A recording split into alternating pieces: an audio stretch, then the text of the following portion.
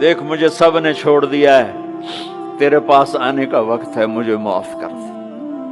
میں نے تیرے بندوں سے سنا ہے تو بڑا غفور الرحیم ہے۔ جان نکل گئی۔ بنو اسرائیل میں ایک نوجوان اپنی بدماشی اور عیاشی کی وجہ سے بہت زیادہ بدنام ہو گیا، تو لوگوں نے اسے گھر سے اور شہر سے نکال دیا۔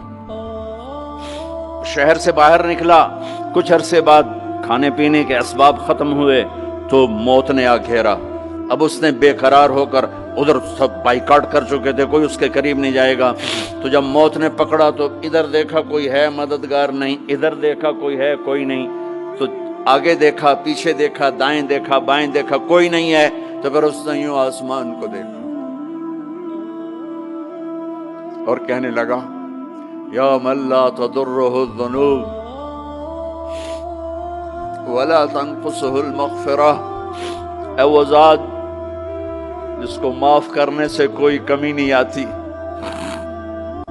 اور گناہ کرنے سے اس کی ذات میں کوئی کسی قسم کی کمی نہیں آتی، دیکھ مجھے سب نے چھوڑ دیا ہے، تیرے پاس آنے کا وقت ہے، مجھے معاف کر دے۔ میں نے تیرے بندوں سے سنا ہے تو بڑا غفور الرحیم ہے۔ جان نکل گئی۔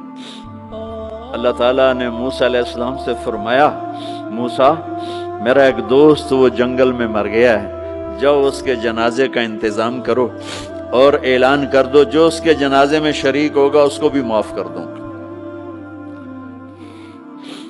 کون زندگی میں سوائے گناہوں کے ہے کچھ نہیں، اور آخر وقت کی منت اور خوشامد پہ کیا فیصلے ہو رہے ہیں۔ لوگوں نے دوڑ لگائی، آگے دیکھا تو وہی نوجوان شرابی، زانی، جواری، بھیڑا۔ موسیٰ یہ تو وہ ہے جس کو ہم نے شہر سے نکال دیا تھا، تو یہ ایسا ولی کیسے ہو گیا کہ ہم اس کے جنازے میں آئیں گے تو بخشے جائیں گے؟ تو موسیٰ علیہ السلام نے اللہ سے پوچھا، یا اللہ تیرے بندے کہہ رہے ہیں کہ یہ بہت برا ہے، تو کہہ رہا ہے میرا دوست ہے، تو اب میں کیا کروں؟ تو اللہ تعالیٰ نے فرمایا، موسیٰ یہ سچ کہہ رہے ہیں اور میں بھی ٹھیک کہہ رہا ہوں، یہ ایسا ہی تھا جیسے یہ کہہ رہے ہیں، لیکن جب اس پر موت آئی اس نے دائیں دیکھا، اسے کوئی نظر نہ آیا، اس نے بائیں دیکھا، اسے کوئی نظر نہ آیا، اس نے پھر میری طرف دیکھا، تو موسیٰ میری غیرت نے گوارا نہ کیا کہ جس کو سب چھوڑ جائیں اور وہ بے بسی میں مجھے پکارے اور میں اس کی پکار پہ لبیک نہ کہوں۔ اے موسیٰ اس نے تو صرف اپنی بخشش مانگی، مجھے میری عزت کی قسم اگر آج مجھ سے پوری دنیا کے انسانوں کی بخشش مانگتا تو میں اس کی طفیل سب کو معاف کر دیتا۔ میرے عزیزوں، نوجوانوں، میرے بھائیوں، آؤ ہم اللہ کو منانے والی زندگی کی آج ابتدا کریں۔ نیت کرتے ہو تو آؤ یہاں بیٹھے بیٹھے ہم توبہ کریں کہ یا اللہ جو ہوا بس ہو گیا، آئندہ نہیں کریں گے، معاف کر دے۔ تو توبہ کی نیت کرتے ہو؟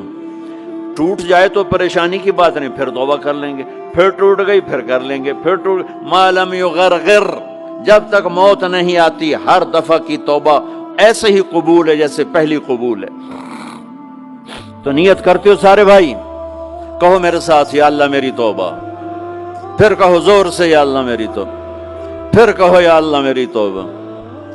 یہ 3 لفظ آپ سے میں نے بلوائے ہیں، اگر دل سے بولے ہو تو اللہ کی قسم مبارک ہو، آپ سب ایسے بیٹھو جیسے ابھی ماں کے پیٹ سے نکلے، سب معاف۔ 15 سے 85 سال کی عمر والے نظر آ رہے ہیں، سب معاف۔